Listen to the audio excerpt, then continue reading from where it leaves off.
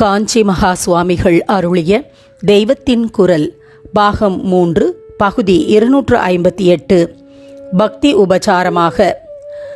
எப்படியானாலும் பூஜா பத்ததியிலேயே பகவானுக்கு செய்கிற 64 உபசாரங்களில் நிருத்த கீத வாத்தியங்கள் இவற்றை சமர்ப்பிக்க சொல்லியிருப்பதாலேயே இவையெல்லாம் தெய்வீகமானவை என்று தெரிகிறது. வேத ஸ்வரங்களின் அடிப்படையிலேயே சங்கீத சப்தஸ்வரங்களை ஏற்படுத்தியிருப்பதும் மந்திர சாஸ்திரத்தில் உள்ள முத்திரைகளையே பரதநாட்டியத்திலும் வைத்திருப்பதுமே போதும் நம்முடைய காந்தர்வ கலைகளுக்குள்ள உயர்ந்த தெய்வீக ஸ்தானத்தை காட்டுவதற்கு. நம் மனசு ரொம்பவும் சஞ்சல சுவாவம் உள்ளதாகையால் தெய்வ சம்பந்தமான நூல்களை ஸ்தோத்திரங்களை நாமே படிக்கும் போதும் சொல்லும் போதும் கூட மனசு கொஞ்ச நாளைக்கு அப்புறம் வேறெங்கேயோ ஓட ஆரம்பிக்கிறது. ஆனால் இந்த சலன மனசையும் இழுத்து அதிக நாளி தன்னில் தோய்த்து வைத்துக் கொள்ளும் சக்தி சில்ப கீத கலைகளுக்கு இருக்கிறது. ஒரு அழகான சிற்பம் சித்திரம் என்றால் நீண்ட நாளி அதையே நாம் பார்த்து கொண்டிருக்கும்படி பண்ணுகிறது.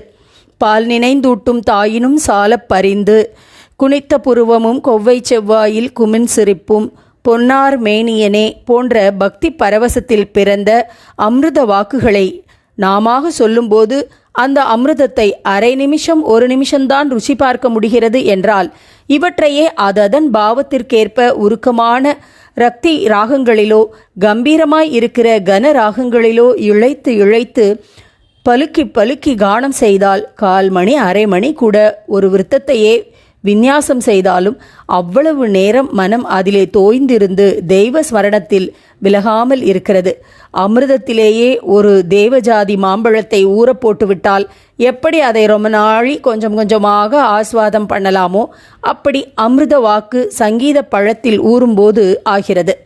அதனால் நாம் தப்பாக பிரயோஜனப்படுத்திக் கொள்வதனால் கீதமும் நிருத்தியமும் சித்தவிகாரத்தை உண்டாக்குவதாயிருந்தாலும் வாஸ்தவத்தில் இவை நம்முடைய சலன சித்தத்தை ஈஸ்வரனிடம் நன்றாக நிறுத்தி அப்புறம் அந்த லயிப்பில் ஈஸ்வரன் என்று கூட ஒன்று தெரியாமல் சித்தமே சமாதியில் நிறுத்தப்படுவதற்கு உபயோகமாகிறது.